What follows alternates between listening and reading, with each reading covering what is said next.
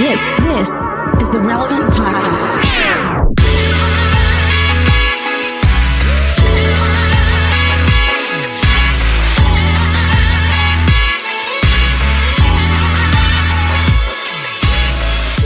It's Tuesday, September 21, 2021. It's September 21, 2021. And it's the Relevant Podcast here in Orlando. I'm your host, Cameron Strang, and joining me from Loverland, Virginia, it's Jesse Carey. Hello, hello. From Nashville, Tennessee, artist, producer, mogul, Derek Miner. What up, dog? And sitting in with us once again for Jamie Ivey is author, counselor, speaker from LA, Kristen Howardson. Hey, guys. Hey, welcome back. We're excited to have you. Excited to be here. We have a great show coming up for you. Later, we talk to pastor and author John Mark Comer. And also, we have Slices. And at the end of the show, we have a brand new game that Tyler wrote for us. I can't wait for you guys to have to do it. So that's kind of later. All right. How do we feel, Jesse? How do we feel about this 2-a-week podcast thing? We're now in our third week of it. How's it working out for you? You like the rhythm? Yeah, I mean, I got a lot of material that I get to workshop here. Last week twice the material. Last week I was sitting on a lot of Bat Boy tabloid and Housemaid's Need stuff, and got to workshop it last week. Got to workshop it on Friday's show. Yeah, feel pretty good about that. You can tell it's prime time material when the Housemaid's Need jokes come out. So pretty good. Getting a lot of reps, as they say. It is true. With twice the shows, we have twice the opportunity for you to tell us what's going on in the deep recesses of your brain. So hold on 1 second though. Before we go further, now last week Jesse was talking about Grandpa's neck and all these other ailments that he had. No, they were all. It was mommy thumb and housemaid's knee that he has been. These are verifiable medical with. conditions. Listen, so he sends an article to back up his conditions, right? Guys, the headline says this: Mother's thumb, how to ease wrist pain after pregnancy. So how did you get this? A lot of us you deal are not with it, pregnant. Derek. You have never been pregnant. How did you get this, Jesse? How did you get this? I need answers right now. The doctors called it a reverse medical miracle. I don't know if they've never seen it before. It's shocking, and it's very concerning. But they said this is the exact opposite of a medical miracle. We've never seen anything like this. So they don't know, Derek. You as a male are getting ailments that only go to females. This is a miracle. You were the first male to. He was also diagnosed with a tipped uterus, I heard. Yes. What other female diseases do you have, Jesse?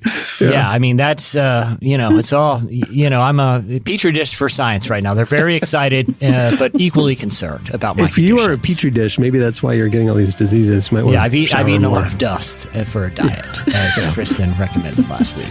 All right, well, we have a lot to get to today, so stay tuned. Up next, it's Slices.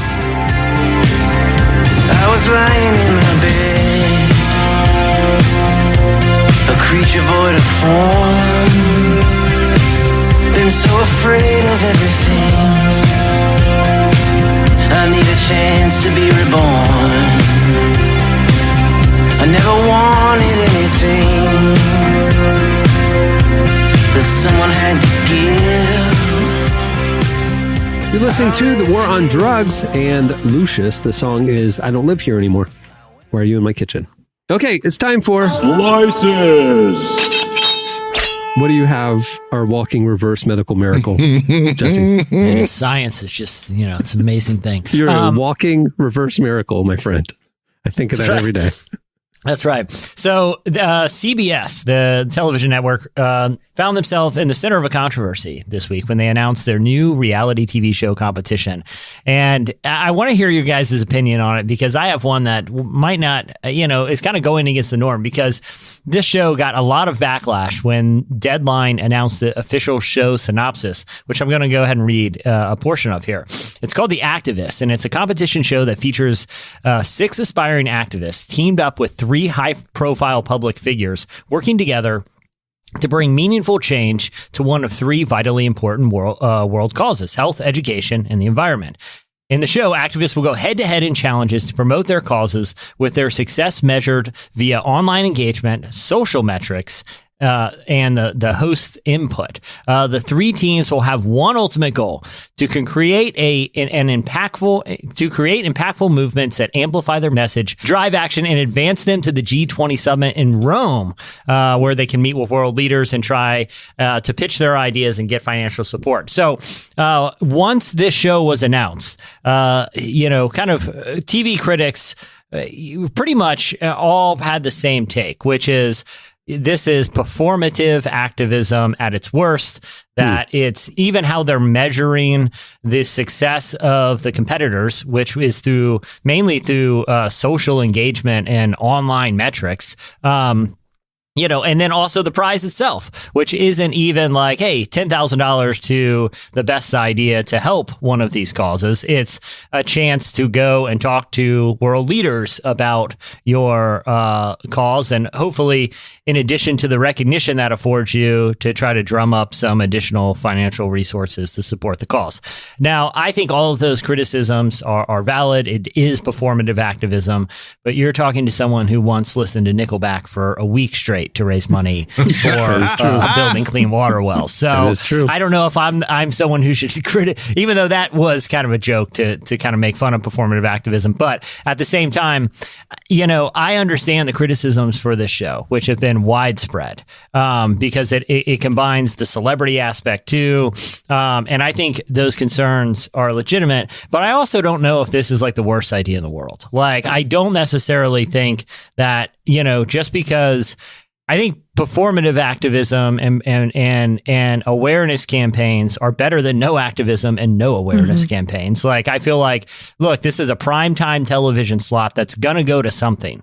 Like, this is CBS. We know that this is either going to be like the next 2.5 Men or Big CSI. Brother house. Exactly. Good Lord, CSI, Omaha or whatever. Like, it's going to be a spinoff of some. That slot is going to be filled with something. Right. And I think all of the concerns about the construct of this show are valid, but I don't think it invalidates the entire idea that we should dedicate a half hour of primetime or an hour of primetime television for 5 straight weeks to raise awareness about causes, even if the execution is imperfect. I don't necessarily think it's a terrible thing, even though I do think conceptually it has flaws. What do you guys think about this controversy? I think the fact that it's a competition is the issue.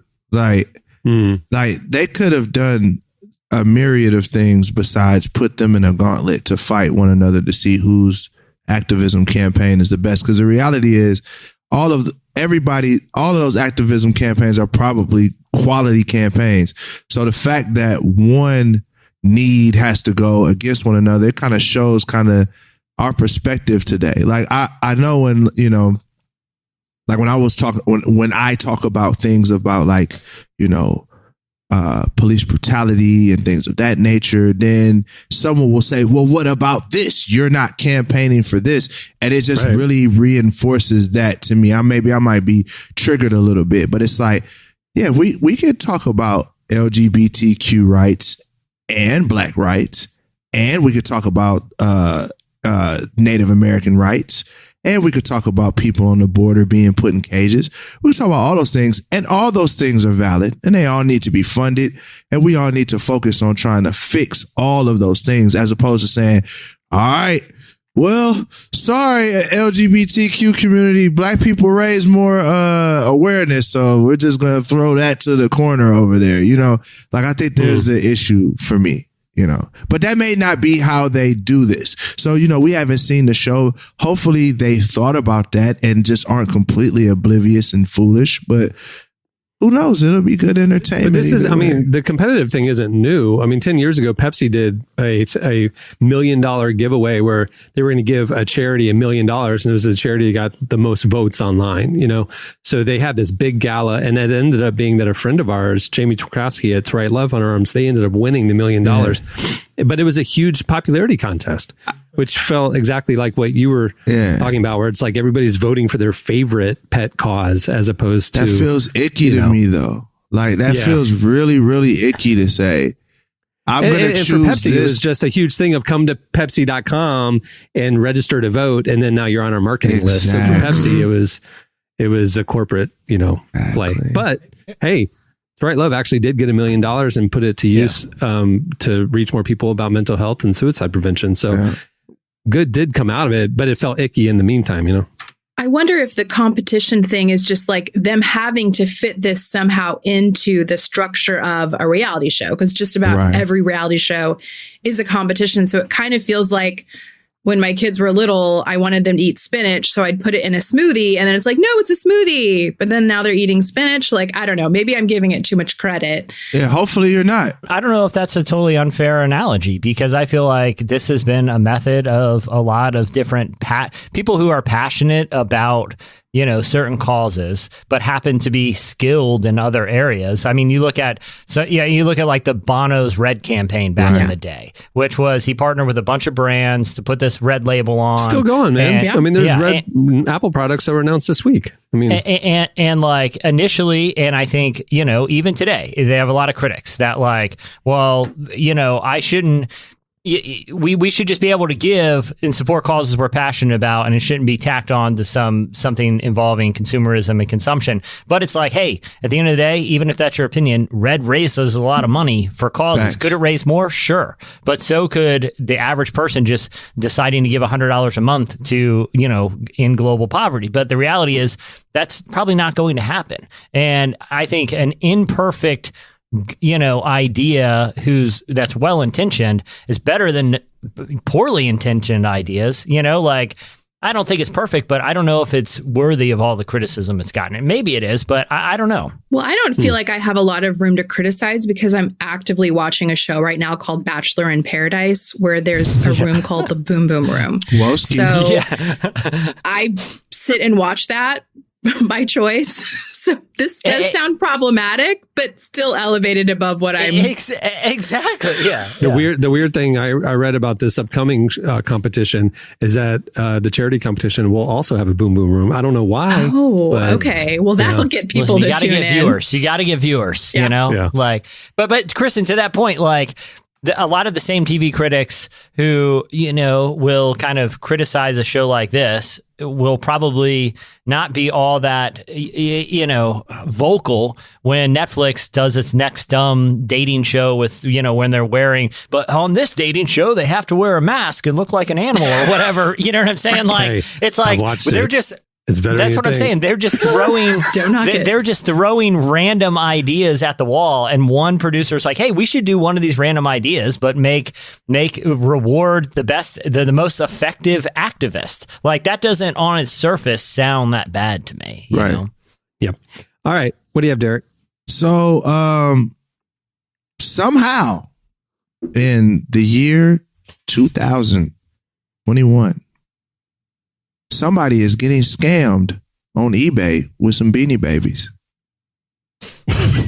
I never, like, I'm going to be real How with are they y'all. still around? That's what I'm saying. I'm going to keep it gangster with y'all. Like, I never in my life thought I would utter that sentence in 2021, but somehow people are getting scammed on eBay over Beanie Babies. Now, I mean, people that maybe like, born in the 90s, I don't know, well, maybe born in the 2000s, Beanie Babies became really, really popular to the point where, I mean, their stock blew up, everything blew up. I mean, these little babies were selling for, tens of thousands of dollars, right? Well, now that's what's happening on eBay, but there's a catch.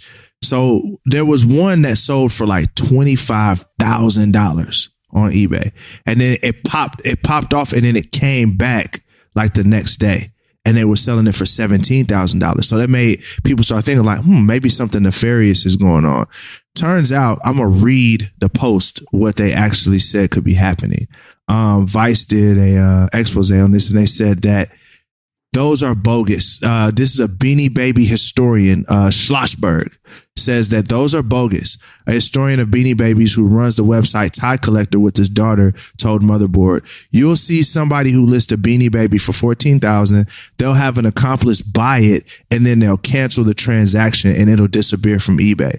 Legitimate Beanie Baby collectors have a theory. It's either money laundering or bogus transactions. Otherwise, it doesn't make any sense. So that got me to think, especially since we're talking about TV money shows, laundering. that'd be the heck of a TV show. Like people selling drugs, but they're like doing this with Beanie Babies. But it really kind of. This is the next season of Ozark. Maybe Marty Bird gets into the Beanie Baby money laundering. Right. It's actually a great solution for him. It actually is. My brother's. Well, I've never. It's a great motto. You know, you ever watch those shows? Yeah, like the Ozarks, or one of those money heists, like true crime documentaries on Netflix or whatever. And it's never about the crime. It's the money. They never know what to do with their money, and they never launder it right. It always comes back. Yep. Every one of these shows ends the same way. They got they successssily pulled off the heist, or they successfully smuggled the drugs or whatever, but they have all this money and they can't launder it.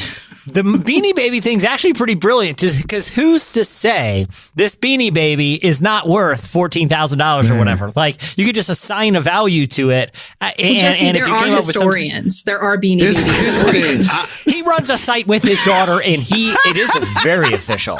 But here's the thing for me. If I was a police officer, I would keep it gangster. If I saw, like, if you come into, I'm interrogating you, and it's like, all right, man, we busted you.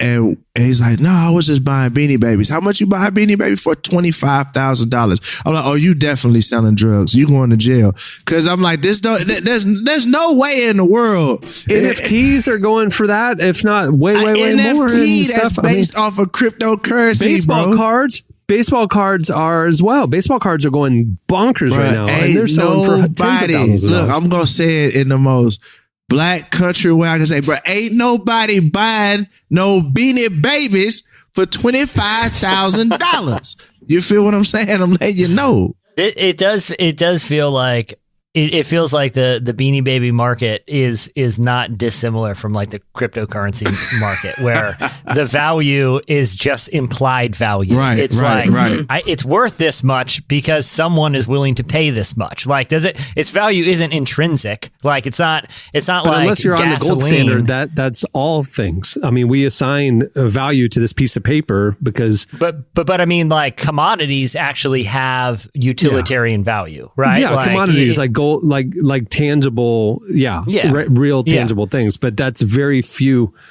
and far between in our economy. I mean, most things are just arbitrarily assigned a value. Why is this one watch going to cost me $200,000 and this watch costs $20?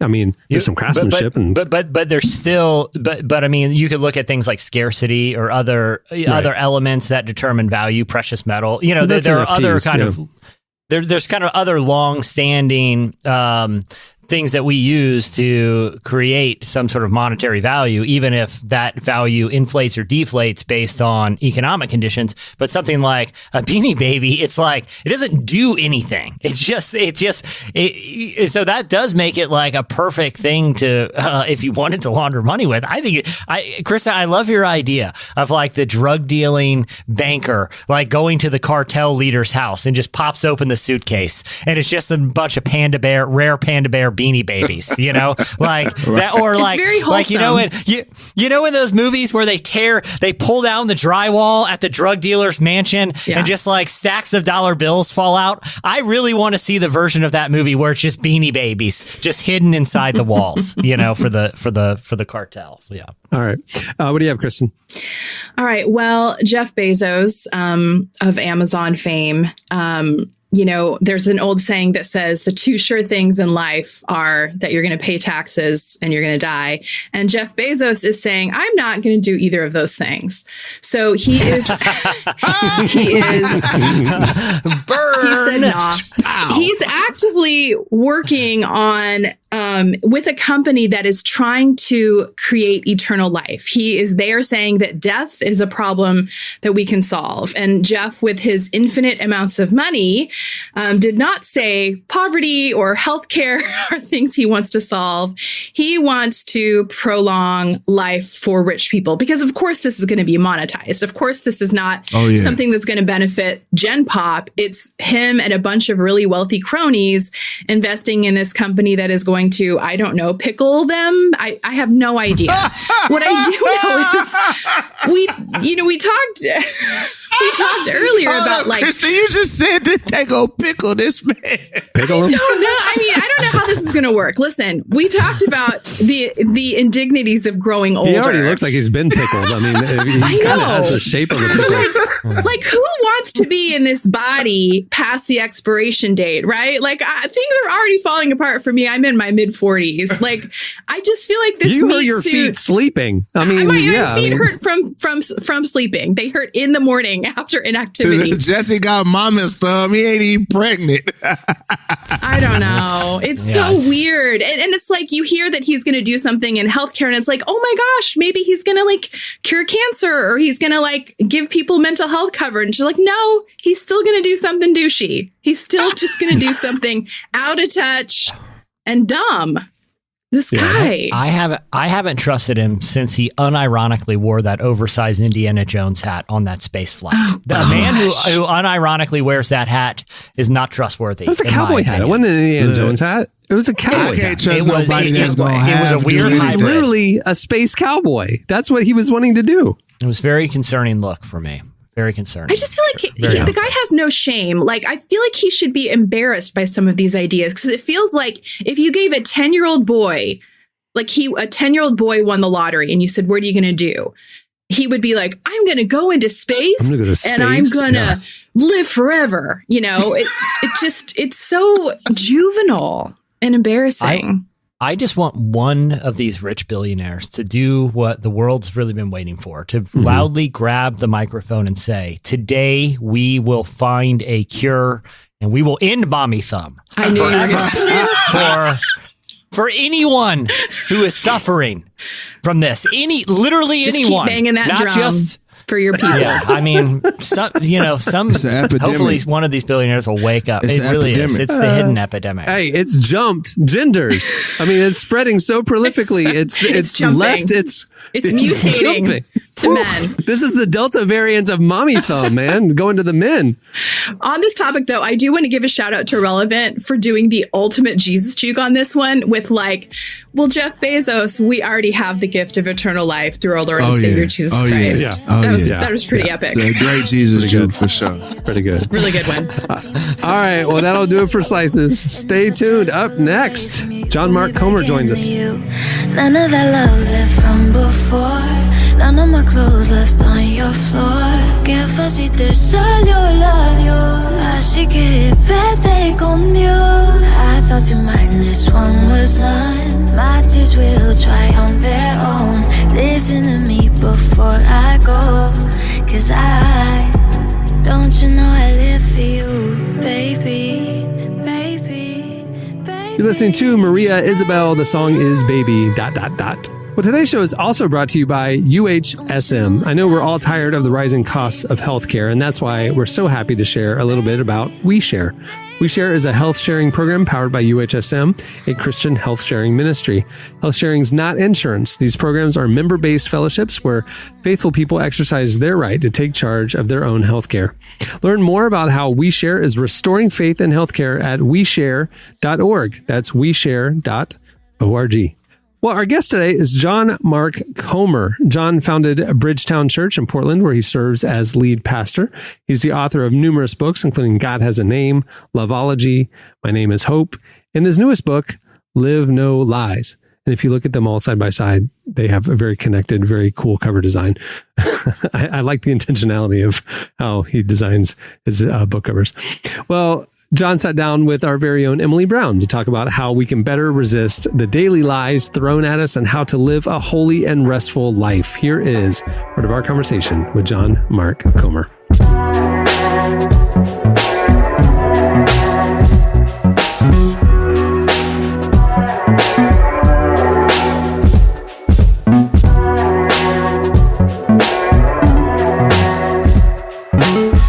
where did this book originate from? Like how did you get started with this? I grew up, born and raised kind of on the West Coast. So I grew up in Bay Area and then moved to Portland. So I've spent my whole life in just a very secular, very progressive, very post-Christian kind of culture. And yet I'm a follower of Jesus. And so trying to figure out like how to make sense of the world, how to navigate a world that is, so far from Jesus' vision of human flourishing, and kind of hold to not just Christian orthodoxy, but to Jesus. And so it's kind of born out of that pain, and then the pastoral call of how do you pastor people, how do you shepherd people in a city that's just the atmosphere here, the soil of the city at a cultural level is so corrosive to any kind of faith, or discipleship to Jesus. So many Christians are basically secular in how they think about spirituality, and Christianity, quickly devolves to like a Christian version of Buddhism, kind of like a spiritual, how do you become a nice person and achieve inner peace, which is all great. I'm actually into a lot of that stuff. But we forget that this is a clash of kingdoms that we're part of in the teachings of Jesus, that the kingdom of God motif that is literally the central message of Jesus of Nazareth is at some level like a warfare motif, and realizing that secularism isn't the enemy, progressivism in my city or, conservatism in other cities or cultural contexts, that's actually not the enemy. People are not the enemy. There's an enemy behind the enemy, or there's multiple of them, the world, the flesh, and the devil. So just trying to like highlight that reality for my own personal life and for my pastoral life to help us figure out how to navigate and kind of flourish in this kind of a climate. I grew up in the church too. And, I had heard about the devil, but I think even growing up, the idea of the devil was never really fleshed out well. And I think that has caused a lot of issues too, is we use terms like the devil, the flesh, and the world. But we don't really know, like in scripture, we don't really kind of understand the context of what that is.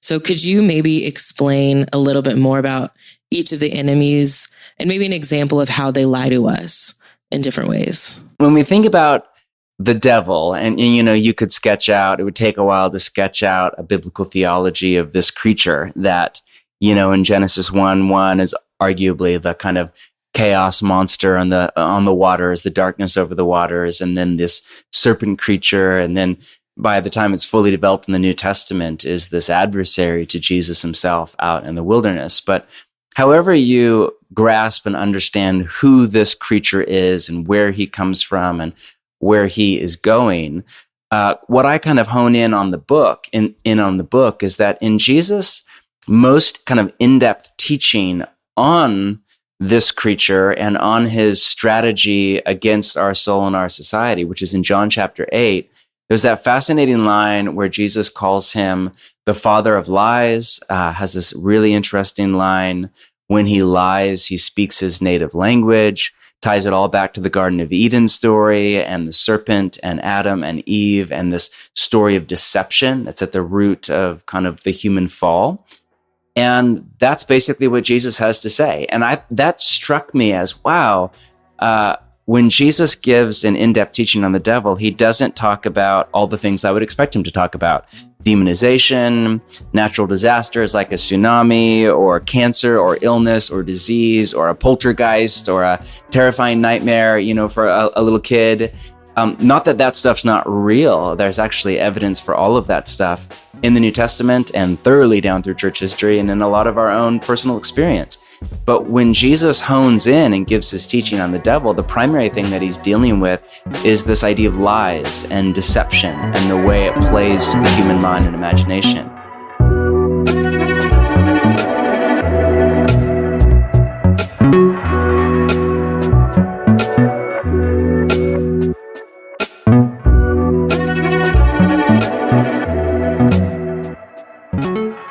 Sometimes the lies, they feel like there's an air of truth to them.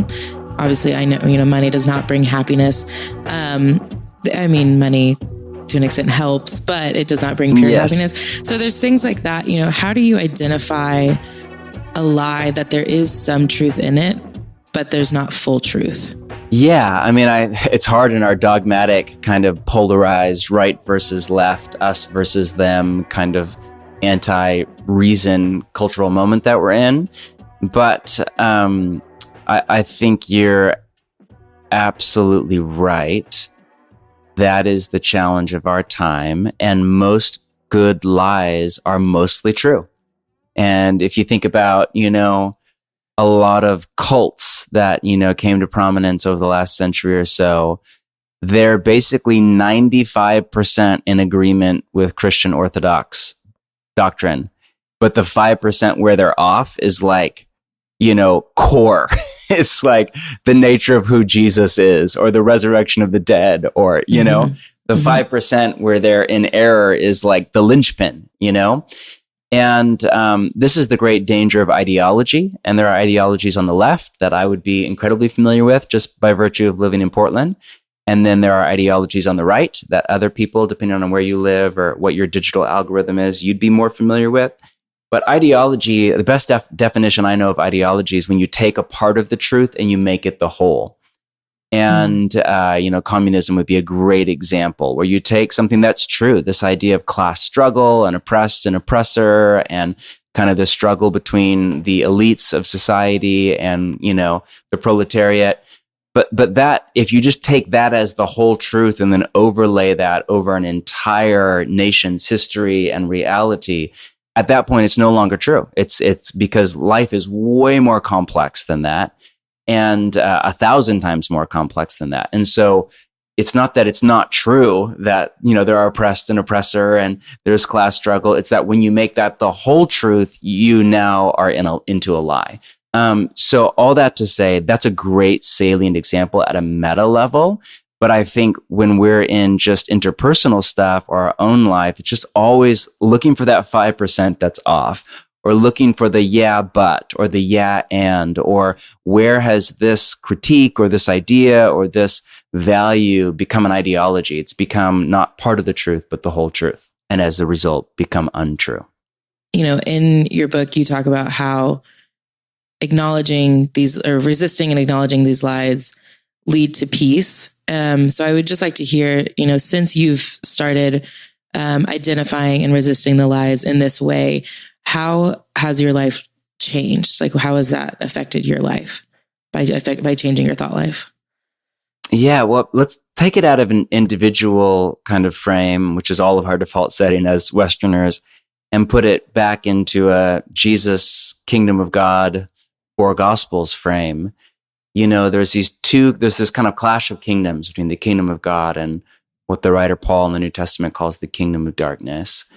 And the reign of God, which is arguably a better translation of the kingdom, the reign of God, the rule of God, is a reign of peace. And the reign of, the reign of darkness, the kingdom of darkness, is one of chaos and fear and violence and anger and division and disunity. And so the more that we can bring our mind, and through that our whole body, our sexuality, our gender, our money, our interpersonal relationships, our speech, our dress, all that we are, the more that we can bring that under the reign of Jesus through our voluntary act of discipleship to him and what, Paul in Romans 12 calls true and proper worship, the more we experience his peace.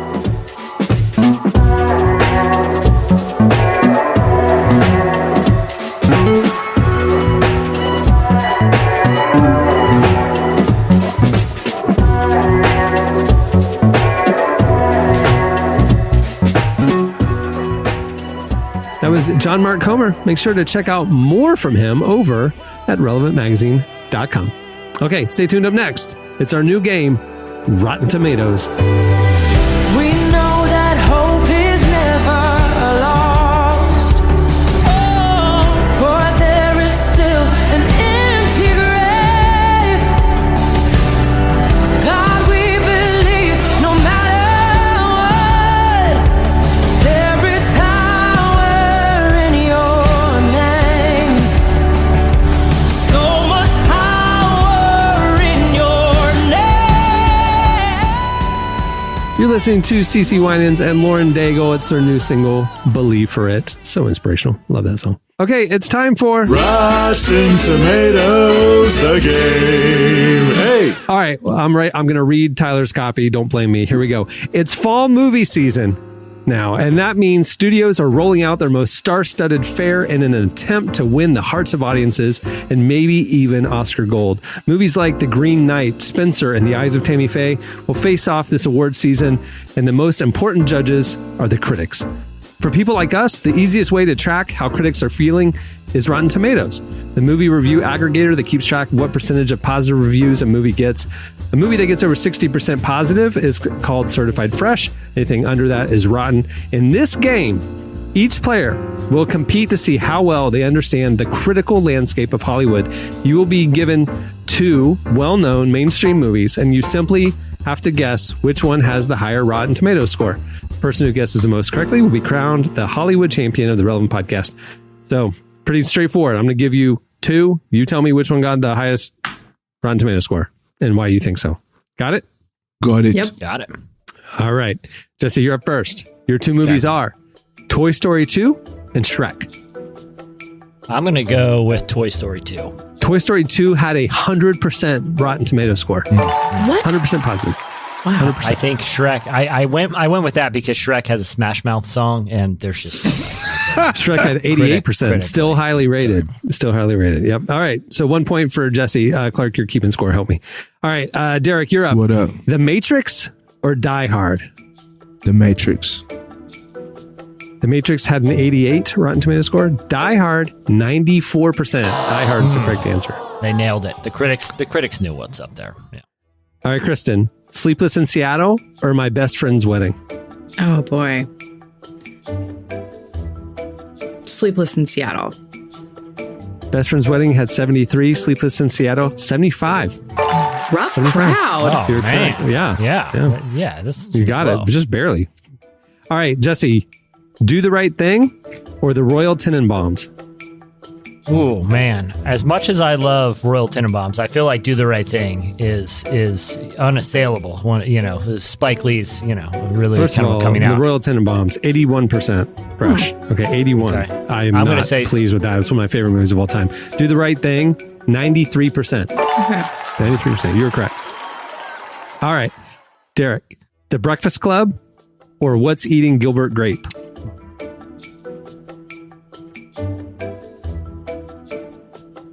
I'll tell you this is very close. We're going to go to the Breakfast Club. Breakfast Club had 89%. What's Eating Gilbert Grape? 90%. Beat it up by one point. Man. All right, Kristen, you're up. Ocean's 11 from 2001 or Castaway? Wait, what's Castaway? Is that the... It's Wilson. It's Wilson. It's Tom Hanks on a desert island. Yeah. And Ocean's 11. Was that the first one? The original one in 2001. Okay. Steve Brad Soderbergh. Pitt, George Clooney. Yep. I'm going to go Ocean's 11. Ocean's 11 had 83%. Castaway had 89%. This is where it falls apart. This shows the flaws of this, because if someone's like, hey, you want to come over tonight and we're hanging out and Castaway's on, it's like, well, this is kind of a drag. Yeah. It's just Tom Hanks making a fire for like half hour. Like, it's not, no one's rewatching. No one's like, hey, it feels like a Castaway night. No one is saying that. Hey, Ocean's 11 on? When TBS is playing like Friday nights at 1 a.m., Ocean's 11, I'm watching it. You can jump in halfway through that movie and you're like, this movie's awesome. It's awesome. I'm enjoying. I could watch a 20-minute window of Ocean's 11 and want to wear like a dress shirt with one shirt button unbuttoned. Castaway just makes me kind of bummed out. Yeah. Like, oh man, that'd suck to be on an island that long. Like, that's all it does. Like, I disagree with the critics here. All right. Speaking of a situation that would suck in a movie, Titanic. This is for you, Jesse. Titanic or Shakespeare in Love? Oof. I'm gonna.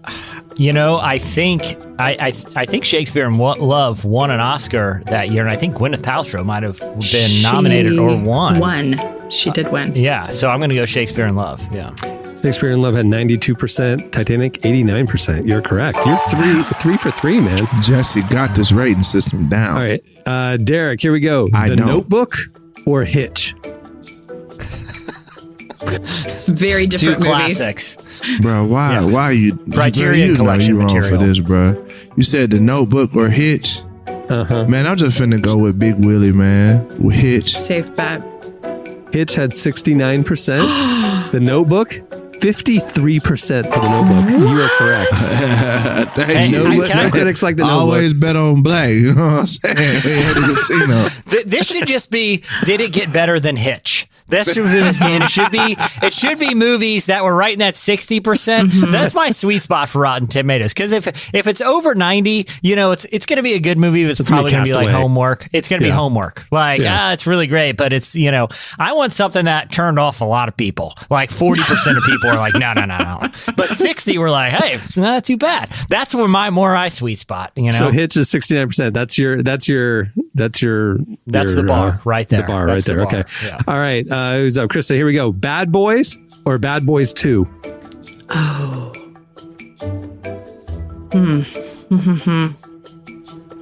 Derek's face is like, there's not even a question here. Okay. I'm going to go original. Okay, Bad Boys 2 had 23%. Bad Boys had 42%. So 23% for Bad Boys 2? But that makes my point. Like, Bad Boys in the 40 to 60, that's where your sweet spot is, because Bad Boys is awesome. But 60% of critics are like, this movie's terrible. But you're like, no. I'm going with those weirdo Bad 40%. Boys, 42%. All right. Wow. Okay, Jesse. Guardians of the Galaxy or Forrest Gump? And I'll tell you this, it's not even close. There's like 21 points between the two. I'm going to say Guardians of the Galaxy took it. Forrest Gump at 71%. Guardians of the Galaxy, 92%. You're correct. Millennials. or Generation Zers or whatever. But again, it's the homework thing. Like, hey guys, you want to come over and watch Forrest Gump? We're going to watch it right after Castaway. It's like, no, but Guardians of the Galaxy is like, oh, that movie's kind of cool. Well, why not? It's a talking raccoon. I'm in, baby. They got laser guns and stuff, man. It's going to be awesome. It ends with a dance off, okay? Yeah. Like, I'm watching. Yeah, I'm in there. All right, Derek. This is right in your alley. Okay. Black Panther or Spider-Man Into the Spider-Verse? Jesus. I'm going Spider-Man. Black Panther had 96%. Spider-Man Into the Spider-Verse, 97%. You're correct. Oh, yeah. They're two excellent movies. They're amazing. All right, Kristen. This is our era. This is your era. Here we go. High Fidelity or Almost Famous? Oh. Two great indie music movies. This is tough because you think about the movies when they came out, but then the people using Rotten Tomatoes are watching it like way later, right? So, the internet wasn't invented.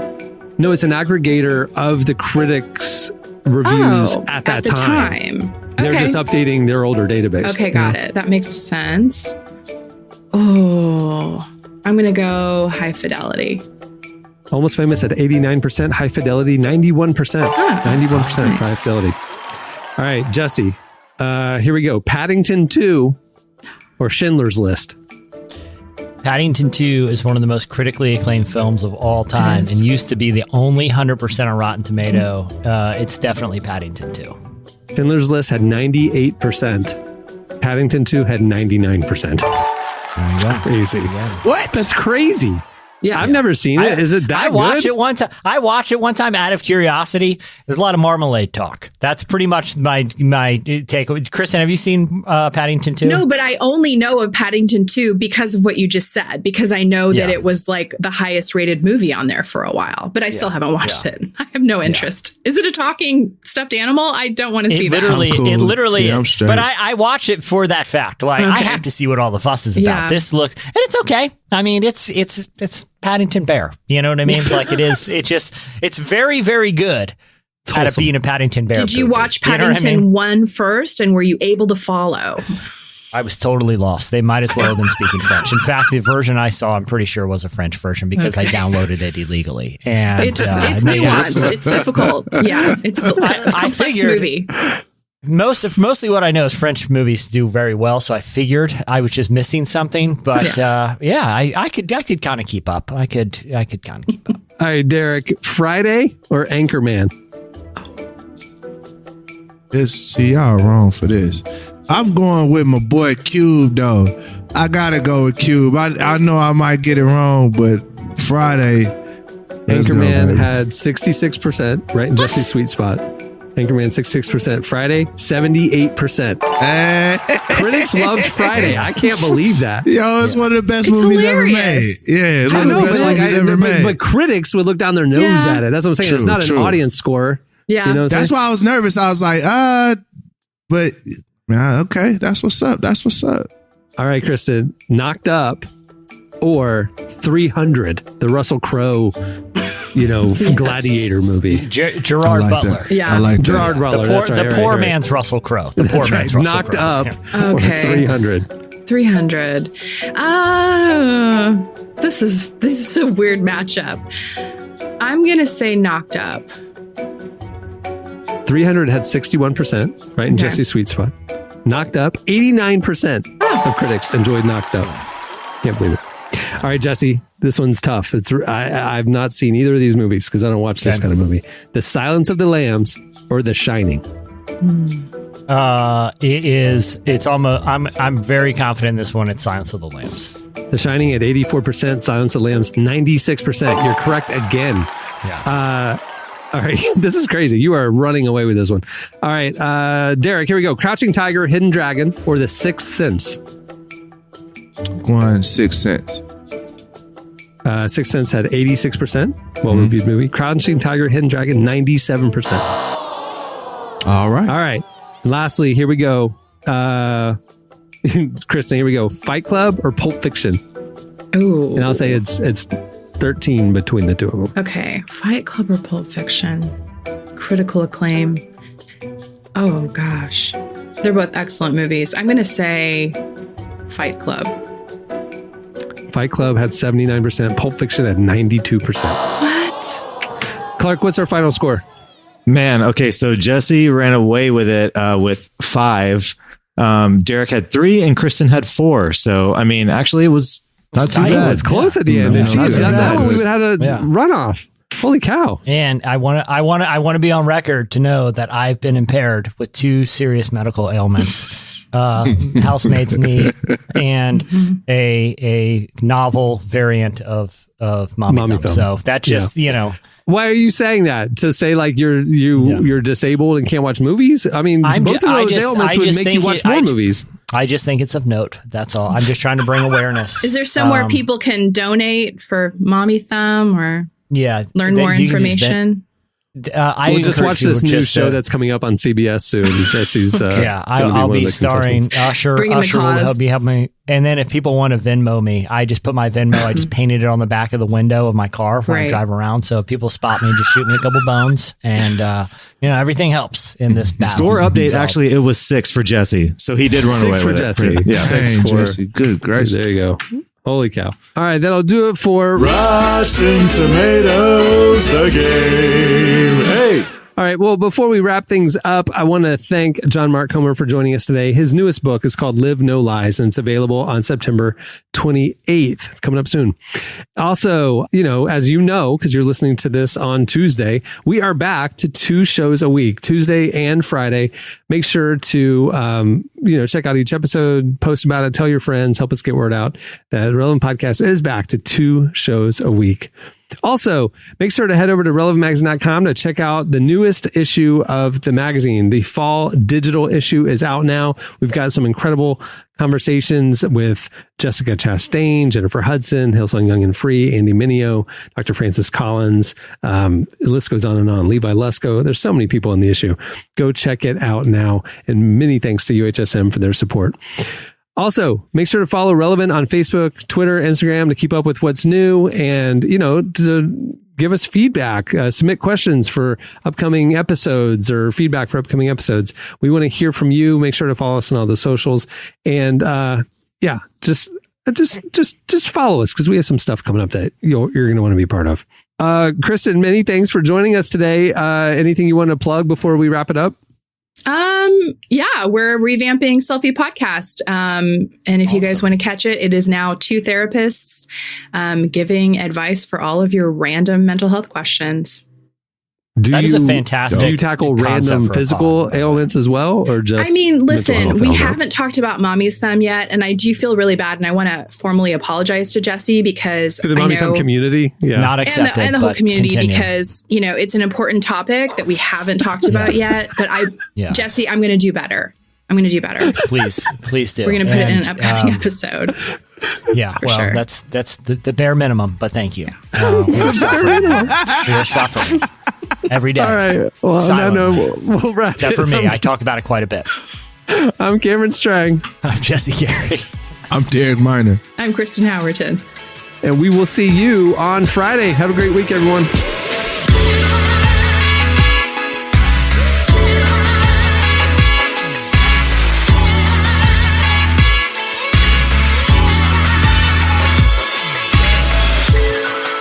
Thanks for listening to the Relevant Podcast. Check out our features, interviews, and news updates every day at relevantmagazine.com. And make sure to follow Relevant on Facebook, Twitter, and Instagram for the latest. For more great podcasts, browse the shows on the Relevant Podcast Network, which you can find at our site. And while you're there, don't miss the all-new era of Relevant Magazine. A new issue releases every other month at relevantmagazine.com.